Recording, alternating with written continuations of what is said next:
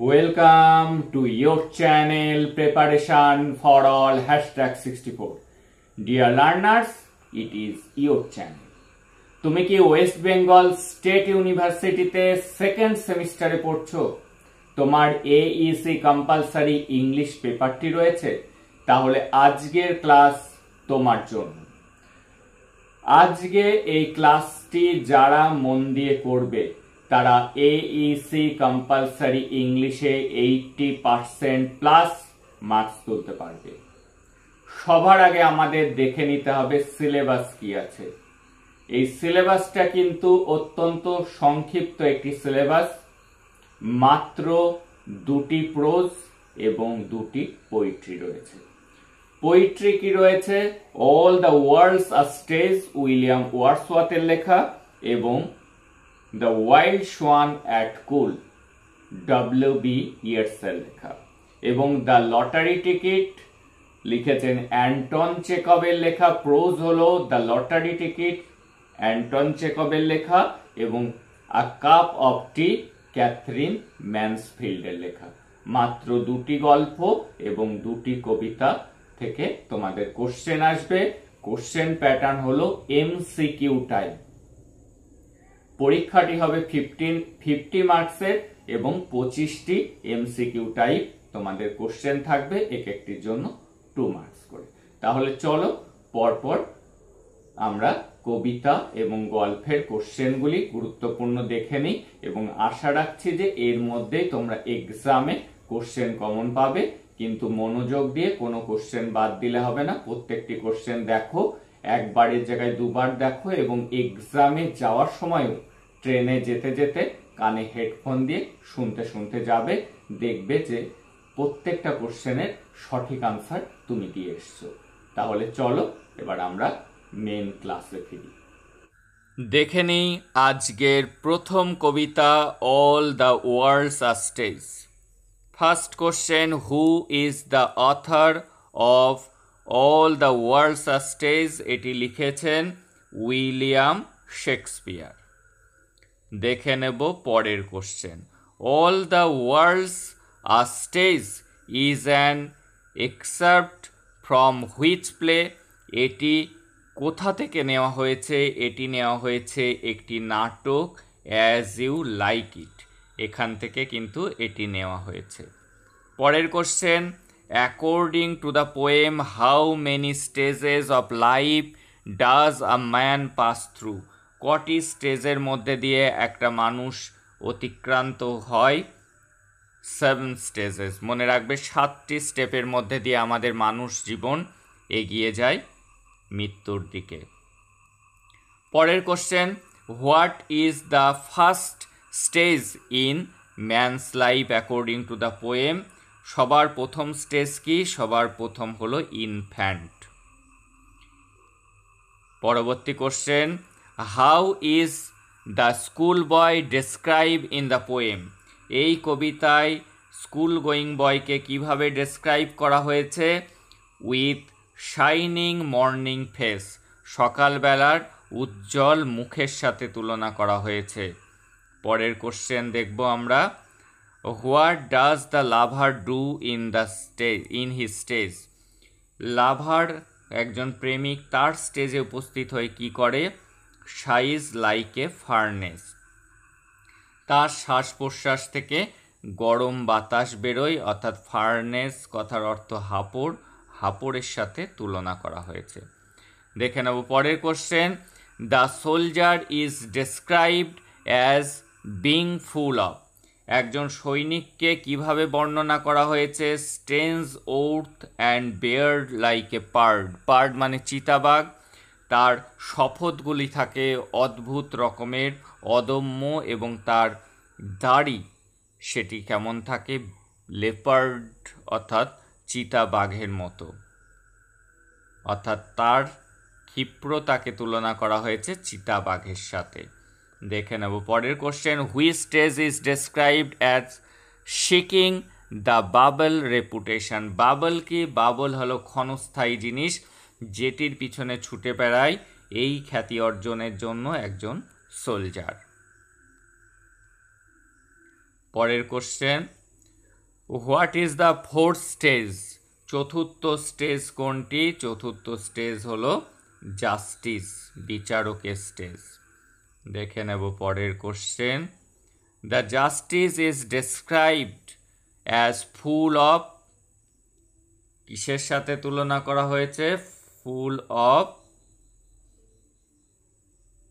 তার মধ্যে থাকে wise sense and modern instance, অর্থাৎ তার কথাবার্তা, সেন্স কথার অর্থ দৃষ্টান্ত, প্রভার্ব, সে জ্ঞানী জ্ঞানী প্রভার্ব ব্যবহার করে, প্রবাদ বাক্য, আধুনিক সব উদাহরণ দেয়। চলে আসবো পরের কোশ্চেনটিতে। What physical features does the justice possess? জাস্টিসের চেহারাটা কেমন হয়? ফেয়ার রাউন্ড বেলি, তার একটা সুন্দর ভুঁড়ি থাকে। পরের কোশ্চেন দেখব। What does the word pard means in the poem? Pard কথার অর্থ এখানে লেপার্ড অর্থাৎ চিতাবাঘ। একজন সৈনিকের ক্ষিপ্রতাকে চিতাবাঘের সাথে তুলনা করা হয়েছে। সিক্সথ স্টেজ, সিক্স স্টেজে মানুষের অবস্থা কেমন হয়? সে লিন হয়ে যায়, রোগা হয়ে যায়। স্লিপার্ড প্যান্টালুন্স, তখন সে প্যান্টালুন্স অর্থাৎ পায়জামা পাঞ্জাবি পরে, এরকম অবস্থা তার হয়। What happens to a man in the pantaloon স্টেজে? তার অবস্থা কেমন হয়? তার অবস্থা হয় রিটার্ন টু চাইল্ডিশনেস, আবার তার যেন আস্তে আস্তে শৈশবটা ফিরে আসতে থাকে, অর্থাৎ সব কিছু সে আস্তে আস্তে হারাতে থাকে। What is the final stage of man's life according to the poem? Last স্টেজটাকে, ফাইনাল স্টেজ বলতে লাস্ট স্টেজটাকে তুলনা করা হয়েছে second childishness and mere oblivion, দ্বিতীয়বার আবার শৈশবে ফেরা, এবং অবলিভিয়ান মানে সব কিছু আস্তে আস্তে সে ভুলতে শুরু করে, স্মৃতিশক্তি তার কমে যায়। What does the word oblivion refer to in the poem? Oblivion কথার অর্থ কি? Forgetfulness and lack of awareness. Forgetfulness মানে ভুলমন প্রকৃতি, ল্যাক অফ অ্যাওয়ারনেস অসচেতন হয়ে যাওয়া। What important theme is highlighted in the poem? এখানে কোন ইম্পর্টেন্ট থিমটাকে তুলে ধরা হয়েছে? স্টেজেস অফ হিউম্যান লাইফ, মানুষের জীবনের স্তরগুলোকেই কিন্তু এখানে তুলে ধরা হয়েছে। Which stages is described as being jealous in honour, sudden and quick in quarrel? কোন স্টেজটাকে এই যে সম্মান অর্জনের জন্য সে জেলাস থাকে, হঠাৎই সে যুদ্ধ বা ঝামেলাতে জড়িয়ে পড়ে, সেই স্টেজটা কার স্টেজ? সেটি হলো একজন সোলজারের স্টেজ। দেখে নেব আমরা পরবর্তী question. What does the metaphor all the worlds are stage suggest? All the worlds are stage, এখানে এই লাইনের মধ্যে দিয়ে কি সাজেস্ট করা হয়েছে? সাজেস্ট করা হয়েছে life is like a play or drama, জীবনটা একটা নাটকের মতো। দেখে নেব পরের question. What does the poem suggest about life? জীবন সম্পর্কে এই কবিতা কি সাজেস্ট করে? Life is a temporary performance, জীবন হলো একটা ক্ষণস্থায়ী একটা অভিনয়, জীবন আমাদের শেষ হয়ে যাবে একদিন, এই জীবন কিন্তু বড় নয়। Reputation is being called bubble, এই বাবল শব্দ বলা হয়েছে in the poem all the worlds are stage because it is, bubble কি হয়? শর্ট লিভ, একটা সৈনিকের জীবনও তাই, সৈনিকের জীবন কিন্তু ক্ষণস্থায়ী, যে কোনো সময় সে যুদ্ধক্ষেত্রে প্রাণ হারাতে পারে। পরের question, the lover Sai is similar to, লাভারের এই যে শ্বাস প্রশ্বাসটাকে কিসের সাথে তুলনা করা হয়েছে? আ ফার্নেস, একটি হাঁপড়ের সাথে তুলনা করা হয়েছে। দেখে নেব আমরা পরের question. The old man keeps a pouch by his side, এই যে এই কথার মধ্যে দিয়ে একজন বৃদ্ধ লোক তার পাউচটা রেখে দেয় তার সাইডে পায়জামার পকেটে, কিসের জন্য? কারণ সে এখন he is habitually addicted to tobacco, কারণ সে টোবাকোতে আসক্ত হয়েছে। দেখে নেব পরের question. The old man's hose is a world too wide, এই যে বৃদ্ধ মানুষের টাইট ফিটিং পোশাক এখন তার থেকে মানে পরিচিত জগৎ থেকে অনেক দূরে। একটা সময় সে টাইট ফিটিং পোশাক পরতো, কিন্তু এখন আর সে সেটি পড়ে না। তার কারণটা কি? তার কারণ হি হ্যাজ বিকাম থিন, আস্তে আস্তে কিন্তু তার শরীরটা শীর্ণকায় হয়ে এসছে, সেই জন্য। দেখে নেব আমরা পরের question. They have their exits and entrance, এর মধ্যে দিয়ে কি বোঝানো হয়েছে? আসা যাওয়া বোঝানো হয়েছে, বলতে ডেথ অ্যান্ড বার্থ, মৃত্যু এবং জন্মটাকেই কিন্তু তুলে ধরা হয়েছে। পরের question, the last stage is second childishness. The last stage কোনটা? Second childishness, because it is, কারণ কি? Sans teeth, sans eyes, sans taste. কারণ এই সময় মানুষের দাঁতগুলো পড়ে যায়। একদম শেষ স্টেজে মরার আগে কি হয়, বৃদ্ধ যারা খুব হয়ে গিয়েছে, বাচ্চাদের মতো, বাচ্চাদের যেমন দাঁত থাকে না, তাদেরও দাঁত থাকে না, সেন্স টিথ, দৃষ্টিশক্তি কমে যায় এবং তাদের কোনো টেস্ট থাকে না। দেখে নেব পরের question. The word mewling means in the line mewling and puking in the nurse's arms. এই যে যখন ইনফ্যান্ট থাকে, সে নার্স বলতে এখানে মাকে বোঝানো হয়েছে, মার কোলে সে কাঁদে, বমি করে দেয়। এখানে মিউলিং বলতে কি বোঝানো হয়েছে? Crying softly like a baby. দেখে নেব পরের কোশ্চেন। অবলিভিয়ন কথার অর্থ কি? অবলিভিয়ন মানে ভুলে যাওয়া, ফরগেটফুলনেস অ্যান্ড আনকনসিয়াসনেস। পরের question, bubble reputation refers to. Bubble reputation হলো সেই রেপুটেশন যেটা ক্ষণস্থায়ী, আর reputation that is weak and short lived. দেখে নেব এই কবিতার শেষ question. The word saws in the line full of wise saws, এখানে সজ বলতে কি বোঝানো হয়েছে? প্রোভার্বস অর সেইং, অর্থাৎ প্রবাদ বাক্যকে বোঝানো হয়েছে। এবার পরবর্তী question, the noun of jealous. Jealous শব্দের নাউন ফর্ম কি? নাউন ফর্ম হলো জেলাসি। দেখে নেব পরের question. The noun form of youth হলো নাউন ফর্ম অফ ইউথফুল হলো ইউথ। ফুল বাদ দিলে যেটি পড়ে থাকে সেটি হলো নাউন। এই ছিল আজকের গুরুত্বপূর্ণ প্রথম কবিতা থেকে কোশ্চেন। আমাদের দ্বিতীয় কবিতা, the wild swans at Coole by W.B. Yeats।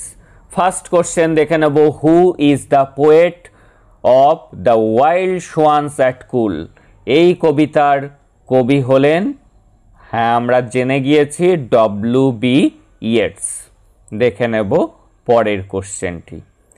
What is the setting of the poem. এই কবিতার সেটিংটি কোথায়? কবিতার সেটিংটা হলো একটা কুল পার্ক ইন আয়ারল্যান্ড। আয়ারল্যান্ডের একটি কুল পার্কের এটি setting. What season is described at the beginning of the poem. এই কবিতায় কোন ঋতুর উল্লেখ আছে? যে ঋতুর উল্লেখ আছে সেই ঋতু হলো অটাম। দেখে নেব পরের question. How many swans does the poet count. কতগুলো সোয়ান তিনি কাউন্ট গুনেছিলেন? 59। পরের কোশ্চেন দেখব, how many years have passed since the poet first saw the swans. এই সোয়ানদেরকে দেখার প্রথম তিনি দেখেছিলেন তার থেকে কত বছর অতিক্রান্ত হয়েছে? 19, অর্থাৎ 19টি অটাম অতিক্রান্ত হয়েছে, মানে 19টা বছর অতিক্রান্ত করেছেন প্রথমবার তিনি যখন ফার্স্ট ভিজিট করেছিলেন কুল পার্কে। What do the swan symbolize in the poem. এই কবিতায় এই সোয়ানগুলো কিসের প্রতীক? এই সোয়ানগুলো তারুণ্য এবং সৌন্দর্যের প্রতীক, ইউথ অ্যান্ড বিউটি। যদি ভাইটালিটি থাকে অপশানে, ভাইটালিটিও কিন্তু এর আনসার হতে পারে। What time off day is it in the poem. এই কবিতায় কোন সময়ের উল্লেখ আছে দিনের? এটি হলো টুয়ালাইট, অর্থাৎ গোধূলি, বা যদি অপশানে টুয়ালাইট না থেকে ইভিনিং থাকে তখন ইভিনিং অপশান চুজ করতে হবে। দেখে নেব পরের question. What does the poet feel after seeing the swan again. আবারও সেই হাঁসগুলিকে 19 বছর পরে তিনি যখন আবার দেখলেন তার মধ্যে কি ফিলিং হলো? তিনি নস্টালজিয়া ফিল করলেন এবং স্যাডনেস। তিনি তার অতীতচারিতা, সেই 19 বছর আগেকার কথা তার মনে পড়ে গেল এবং মনটা বিষণ্ণতায় ভরে উঠল। এই কারণে 19 বছরে তার মধ্যে অনেক চেঞ্জ হয়েছে, তার বয়স বেড়ে গিয়েছে, কিন্তু সোয়ানগুলো কিন্তু একই রকমভাবে তারুণ্য ভরপুর রয়েছে, তাদের ইউথ যৌবন কিন্তু রয়েছে। The what personal theme is reflected in the poem, এই কবিতায় কোন পার্সোনাল থিমটা বিষয়টা ফুটে উঠেছে? এজিং অ্যান্ড লস, কবির বয়সটা বেড়েছে, তার তারুণ্য কিন্তু তিনি হারিয়েছেন, যৌবন শক্তি তিনি হারিয়েছেন, কিন্তু সেই সোয়ানদের কিন্তু তারুণ্য একই রকম আছে। পরের question, how does the swan behave when they take flight, যখন তারা উঠছিল তখন তাদের আচরণটা কেমন ছিল? সাডেনলি উইথ গ্রেট ক্লামার, তারা হঠাৎ একটা ঝটপট ডানা ঝাপটানোর আওয়াজ করতে করতে তারা উড়ে গিয়েছিল। পরের কোশ্চেন দেখব, ও what does the poet contrast his life with, কবি তার নিজের জীবনটাকে কন্ট্রাস্ট করেছেন অর্থাৎ পৃথক করেছেন সোয়ানদের থেকে কোন জায়গাতে? এই সোয়ানগুলো কিন্তু আনচেঞ্জড লাইফস, তাদের জীবনগুলো কিন্তু একই রকম রয়ে গিয়েছে 19 বছর আগে যেমনটা তিনি তাদেরকে দেখেছিলেন। চেঞ্জ হয়েছে কি কবির জীবনে? কবির এজ বেড়ে গিয়েছে, তার যৌবন কিন্তু চলে গিয়েছে। What has changed since the poet last saw the swans, কি পরিবর্তন হয়েছে এই যে সোয়ানদেরকে তিনি শেষবার যখন দেখেছিলেন তার থেকে এই যে এখন কি চেঞ্জ হয়েছে? The poet himself has changed, কবির মধ্যে পরিবর্তন দেখা দিয়েছে। পরের question, the swans are compared with, সোয়ানগুলোকে কিসের সাথে তুলনা করা হয়েছে? তুলনা করা হয়েছে লাভার্সের সাথে। পরের question, what emotional tone does the poem carry, এই কবিতাতে কোন ইমোশনাল টোন ব্যবহার করা হয়েছে? সেটি হলো মেলানকলিক, কথার অর্থ দুঃখ, কবির মন কিন্তু দুঃখে বিষণ্ণে ভরে গিয়েছে 19 বছর পরে সেই সোয়ানগুলোকে দেখার পর, কারণ নিজের সাথে কম্পেয়ার করে তার মনটা বিষণ্ণ হয়ে গিয়েছে। পরের question, where do the swan swim according to the poet, এই যে এই কবির মতে এই যে হোয়ার মানে কোথায়, the swans swim according to the poet, কবির মতে সোয়ানগুলো কোথায় সাঁতার কাটছে? তারা সাঁতার কাটছে কোথায়? অ্যামং দ্য রাশেস, নলখাগড়াগুলো, সেই লেকের জলে যেখানে নলখাগড়াগুলো রয়েছে সেখানে। দেখো পরের question, what are the bell beat of their wings, এই যে তাদের ডানার যে বেল বিট, এটা অ্যাসোসিয়েটেড উইথ, এটাকে কি বোঝানো হয়েছে বেল বিট শব্দের মধ্যে দিয়ে? স্ট্রং রিদিমিং মুভমেন্ট, তারা যে যখন উড়ে যাচ্ছে তাদের ডানাগুলো একই রিদিমে ডানা ঝাপটাচ্ছে তারা, সেটিকেই কিন্তু বেল বিট বলতে সেটাকেই বোঝানো হয়েছে। তাদের উইংসের বেল বিটটা কি? সেটা হলো স্ট্রং রিদিমিক মুভমেন্ট। দেখব পরের question, what do the swans represent in contrast to the poet, এই যে সোয়ানগুলো রিপ্রেজেন্ট করছে কি উপস্থাপন করছে কবির বিপরীতে? তাদের মধ্যে কি? তাদের মধ্যে পারমানেন্স রয়েছে অ্যান্ড ভাইটালিটি রয়েছে, তারা কিন্তু একই রকম রয়ে গিয়েছে এবং তাদের মধ্যে যৌবন শক্তিটাও একই রকম রয়ে গিয়েছে, যেটি কিন্তু এখন আর 19 বছর পরে কবির মধ্যে নেই। What does the poet wonder at the end of the poem, কবিতার শেষে তিনি কোন বিষয়টা ভেবে অবাক হয়ে গিয়েছেন? যে তিনি দেখতে পাবেন যে একদিন সোয়ানগুলো উড়ে চলে গিয়েছে এবং তারা কোথায় গিয়েছে এটা ভেবেই তিনি কিন্তু অবাক হয়েছেন। হোয়ার দ্য সোয়ানস উইল গো, কোথায় যাবে তারা সেটা ভেবে। পরের question, what does the poet mean by hearts have not grown old, তাদের এই যে হৃদয়টা বুড়ো হয়ে যায়নি, তাদের হৃদয়টা বৃদ্ধ হয়ে যায়নি, এর মধ্যে দিয়ে তিনি কি বোঝাতে চেয়েছেন? The swan remain active and youthful, হাঁসগুলো কিন্তু একই রকমভাবে অ্যাক্টিভ এবং ইউথফুল, তারুণ্যে ভরপুর রয়েছে। পরের question, what is the central theme of the poem, এই কবিতার মূল বিষয়বস্তুটা কি? The passage of time and change, এই যে সময়ের পরিবর্তনের সাথে সাথে যে পরিবর্তন কবির জীবনে এসছে সেটাই কিন্তু থিম, এবং যে পরিবর্তনটা একই রকম রয়েছে সোয়ানদের মধ্যে। পরের কোশ্চেন দেখব। এবার কিছু ভোকাবুলারির কোশ্চেন গুরুত্বপূর্ণ দেখে নিতে হবে। What is the meaning of clamour? Clamour শব্দের অর্থ কি? ক্লামার শব্দের অর্থ লাউড অ্যান্ড কনফিউজড নয়েজ। এই যে ডানা ঝাপটানোর যে আওয়াজ, সেটাই কিন্তু ক্লামার। পরের question, autumn beauty refers to. Autumn beauty বলতে কি বোঝানো হয়েছে আসলে? The richness of the season. এই যে সিজনের যে রিচনেস, সমৃদ্ধি, সেটাই কিন্তু অটাম বিউটি মধ্যে দিয়ে প্রকাশ করা হয়েছে। কম্প্যানিয়নেবল স্ট্রিম বলতে কি বোঝানো হয়েছে? স্ট্রিম মানে জলাশয় বা নদী, কম্প্যানিয়নেবল মানে সঙ্গী নিয়ে, অর্থাৎ streams that reflect friendship or harmony. এই যে এই স্ট্রিমটা, জলাশয়টা কি রিফ্লেক্ট করছে? ফ্রেন্ডশিপ, বন্ধুত্ব এবং হারমোনি। সেখানে অনেকগুলো সোয়ান একসাথে, 59 সোয়ান, তারা ভেসে বেড়াচ্ছে, একসাথেই আকাশে উঠছে, এটিকেই দেখানো হয়েছে। বেলবিট অফ উইং সাজেস্ট। বেলবিট বলতে কি বোঝানো হয়েছে? Musical and rhythmic sound. দেখে নেব পরের কোশ্চেন। হোয়াট ডাজ শোর ইন মাই হার্ট ইজ শোর মিনস? এখানে শোর কথার অর্থ কি? শোর কথার অর্থ পেনফুল অর একিং। কবির হৃদয়টা যন্ত্রণায় ভরে গিয়েছে, সেই একই কথা বলছি কি 19 বছর পরে তিনি যখন আবার গিয়েছেন, তিনি 19 বছর আগে হাঁসগুলোকে যেভাবে দেখেছিলেন, তারা একই রকমভাবে জোড়ায় জোড়ায় তারা ঘুরে বেড়াচ্ছে সেই লেকেজ কুল পার্কের জলে। কিন্তু তো কবির 19 বছরে অনেক চেঞ্জ এসছে, তিনি বুড়ো হয়েছেন, তার যৌবন তিনি হারিয়ে ফেলেছেন, কিন্তু হাঁসগুলো একই রকম আছে, এটি দেখেই কিন্তু তার হৃদয়টি যন্ত্রণায় ভরে গিয়েছে। এবার দেখে নেব অ্যাডজেক্টিভ ফর্ম অফ প্যাশন। প্যাশনের অ্যাডজেক্টিভ ফর্ম হলো প্যাশনেট। দেখে নেব পরের question. Synonym of brimming. Brimming কথার অর্থ উপচে পড়া, হবে ওভারফ্লোয়িং। দেখে নেব পরের question. Antonym of lighter. Lighter মানে হালকা, তার অপোজিট হলো হেভিয়ার। পরের question, adjective of delight. Delight মানে আনন্দ।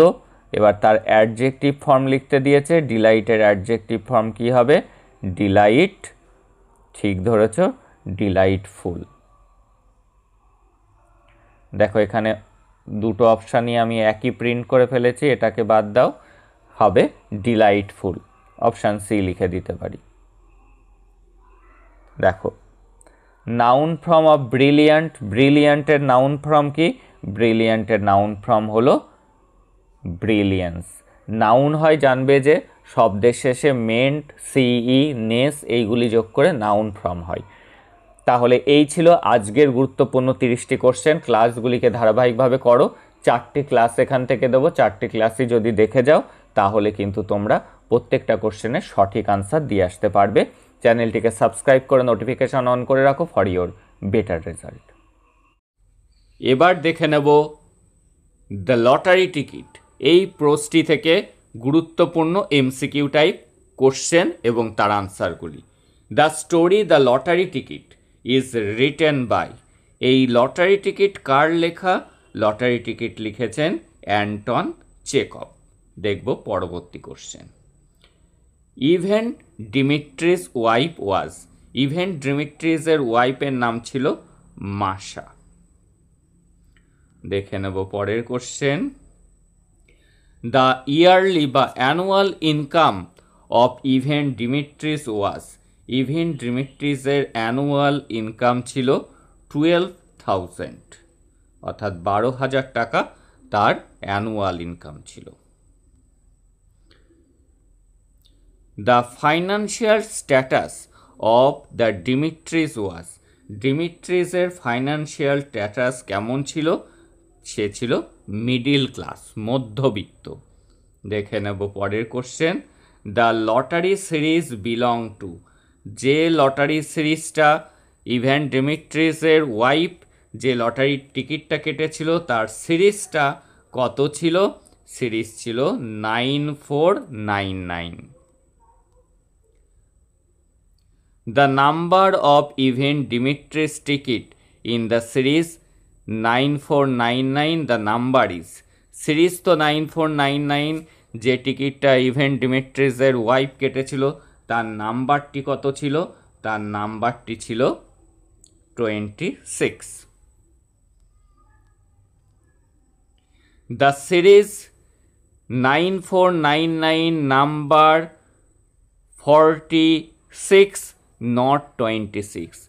This ticket number was on the newspaper at নিউজপেপারের কোন পেজে এই লটারির খবরটি ছাপা হয়েছিল? 4th পেজে কিন্তু লটারির খবরটি ছাপা হয়েছিল। দেখে নেব পরের question. It's the second line from the top, একদম উপর থেকে দ্বিতীয় লাইনে। So the prize is, prize মূল্যটি কত ছিল সেই টিকিটের? প্রাইজ মানি ছিল 75,000। দেখে নেব পরের কোশ্চেন। ইভেন ডেমিট্রিস ওয়ান্টেড, চেয়েছিল, to put in the bank and get interest on amount of, যখন তারা এই সিরিজটা মিলালো এবং মিলে গেল এবং তখন তারা স্বপ্ন দেখা শুরু করলো যে সেই 75,000 টাকা যেটা প্রাইজ মানি সেটা তারা কিভাবে খরচ করবে। খুব গুরুত্বপূর্ণ কোশ্চেন। তারা ঠিক করলো তারা ব্যাংকে রেখে দেবে সেই 75,000 টাকার মধ্য থেকে 40,000, 40,000 টাকা তারা রেখে দেবে। এবার পরের question. Ivan thought he would go abroad somewhere, এবং তারা স্বপ্ন দেখতে লাগলো তারা বেড়াতে যাবে। কোথায় কোথায় বেড়াতে যাবে? To the south of France, ফ্রান্সের দক্ষিণ প্রান্তে, টু ইটালি, ইটালিতে, টু ইন্ডিয়া, ইন্ডিয়াতে। সেই জন্য অপশান হবে অল অফ দ্য অ্যাবাভ। দেখে নেব পরের question.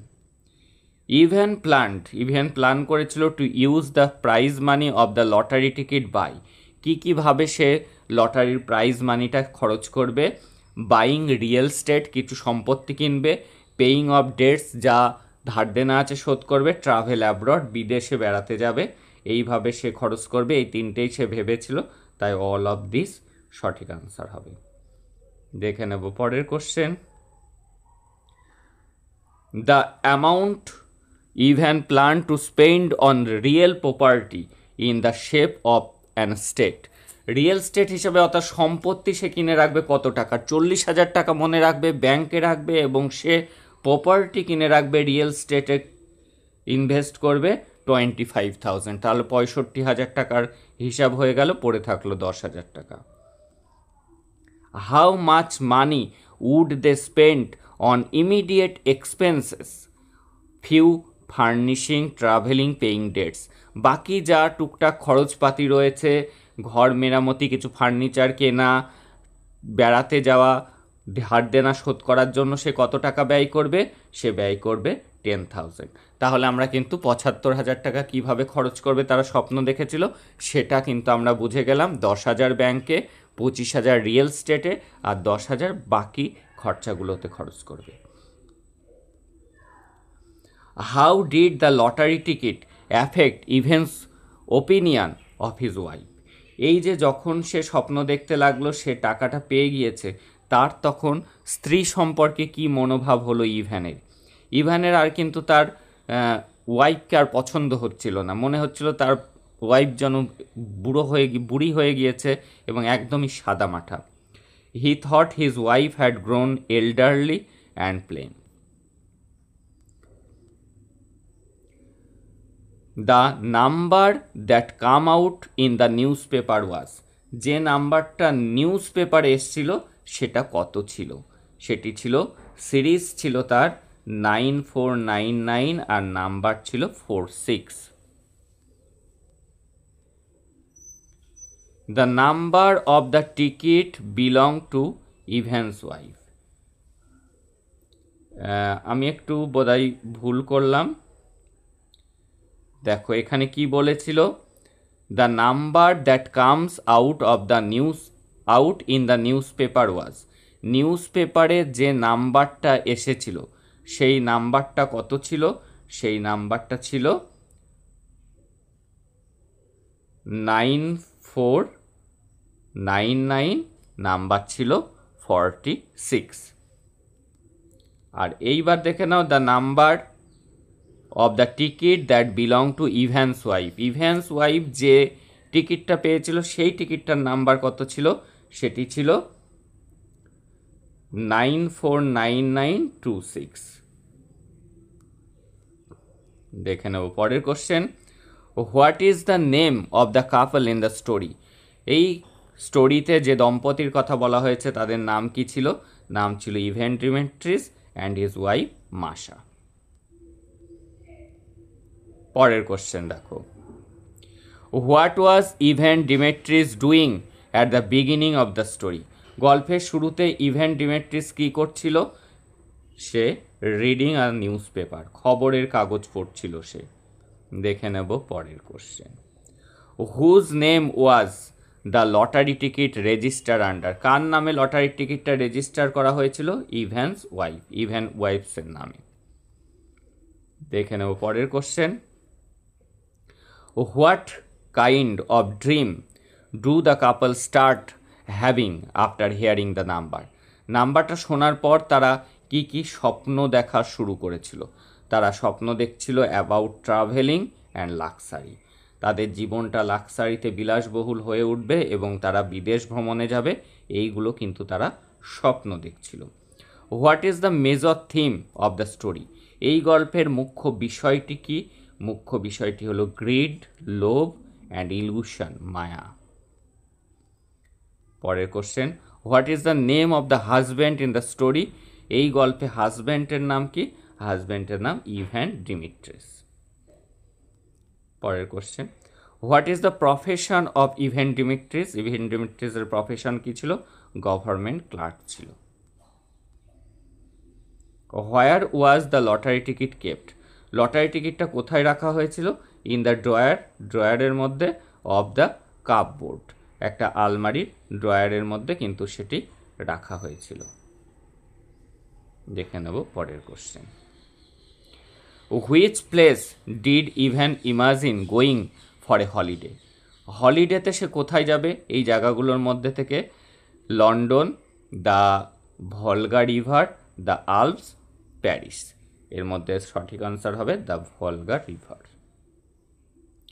Last question. Illusion means? Illusion শব্দের অর্থ কি? ইলুশন শব্দের অর্থ হলো a false idea or appearance. এই ছিল আমাদের আজকের ক্লাসের গুরুত্বপূর্ণ কোশ্চেন এবং তার উত্তরগুলি তোমরা দেখে নিলে দ্য লটারি টিকিট থেকে। পরের নেক্সট ক্লাস আসবে, ধারাবাহিকভাবে এই 4টি ক্লাস যদি তোমরা দেখে যাও তাহলে কিন্তু তোমরা এইইসি ইংলিশে সবকটি কোশ্চেনের সঠিক আনসার দিয়ে আসতে পারবে। That's all today. দেখা হচ্ছে পরের class. Who is the author of the story a cup of tea? লিখেছেন ক্যাথরিন ম্যানসফিল্ড।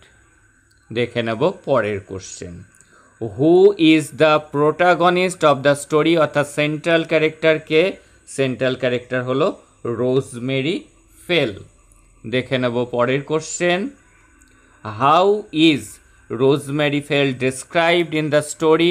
গল্পে রোজমেরিকে কিভাবে উপস্থাপন করা হয়েছে? Rich and fashionable. দেখে নেব পরের কোশ্চেনটি। হোয়ার does the story take place? এই গল্পটা কোন জায়গাকার? লন্ডন, লন্ডন শহরের কিন্তু এই গল্পটি। দেখে নেব আমরা পরবর্তী question. What was rosemary doing? Rosemary কি করছিল? When she mate the poor girl? যখন সে পুয়ার গার্ল, গরিব একটি মেয়ের সাথে তার সাক্ষাৎ হয়, সে কি করছিল? শপিং করছিল ইন অ্যান অ্যান্টিক শপ। একটা অ্যান্টিক শপ অর্থাৎ পুরনো জিনিস যেখানে পাওয়া যায় সেই দোকানে সে শপিং করছিল। What did the girl ask rosemary for? কিসের জন্য সেই মেয়েটি তার কাছে পয়সা চেয়েছিল? এ কাপ অফ টি, এক কাপ চা খাওয়ার জন্য সে পয়সা চেয়েছিল। পরের কোশ্চেন। হোয়াট ওয়াজ রোজমেরির reaction to the poor girl's request? এই যে গরিব মেয়েটার রিকোয়েস্টে তার রিয়াকশানটা কী ছিল? শি ফেল্ট সিম্প্যাথেটিক, সে তার প্রতি সহানুভূতিশীল হয়েছিল। What was the name of the poor girl? Poor গার্লের নাম কী ছিল? পুয়ার গার্লের নাম ছিল মিস স্মিথ। দেখে নেব আমরা পরের question. What impulsive decision does rosemary make? Rosemary কি সিদ্ধান্ত নিয়েছিল? একটা হঠকারী সিদ্ধান্ত সে নিয়েছিল। সে কি সিদ্ধান্ত নিয়েছিল? যে মেয়েটিকে নিমন্ত্রণ জানালো তার বাড়িতে, invites her to her house, মেয়েটিকে নিয়ে তার বাড়িতে চলে গিয়েছিল। How did the made react to the presence of the poor girl in the house? ওই বাড়িতে ওই গরিব মেয়েটাকে দেখে ওই বাড়ির যে মেড ছিল, কাজের মহিলা ছিল, তার রিয়াকশানটা কী ছিল? সে কিন্তু কনফিউজড হয়ে গিয়েছিল এবং হেজিট্যান্ট অর্থাৎ ইতস্তত করছিল সে। Who is Philip in the story? এই গল্পে ফিলিপকে রোজম্যারিজ হাজব্যান্ড, নাম ছিল ফিলিপ। দেখে নেব পরের কোশ্চেন।